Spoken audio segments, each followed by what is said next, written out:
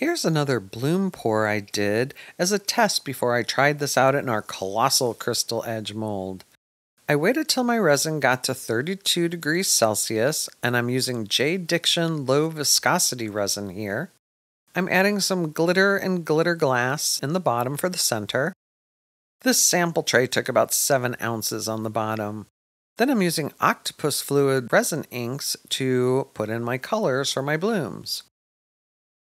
I'm using Sun, which is a yellow, Sweet Cherry, which is a red, just going around the edges of the first color,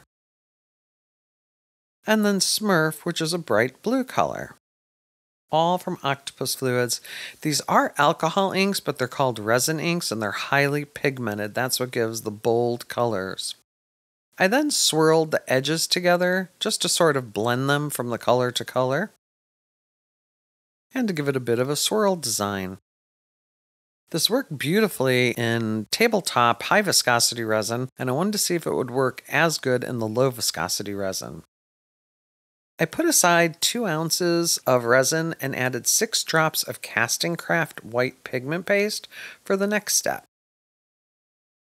I put it in a piping bag and I'm just making little squiggle rows all around the edges. I think I end up doing 3 of them and maybe repeating over an area. Not going into the direct center itself. Once I'm done with that, I just drew in some random lines to try and blend the colors again. Since this isn't circular or a flower shape, I wasn't really going for a flower design, just a bloom of the colors. I guess I was drawing the lines on an angle there. Let's see if I do the same on the bottom.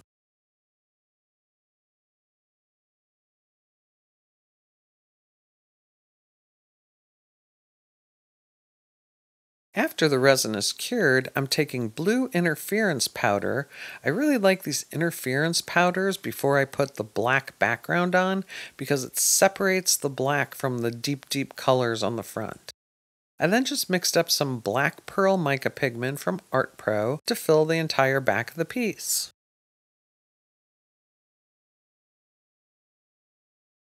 Once that is dried, it's time to demold.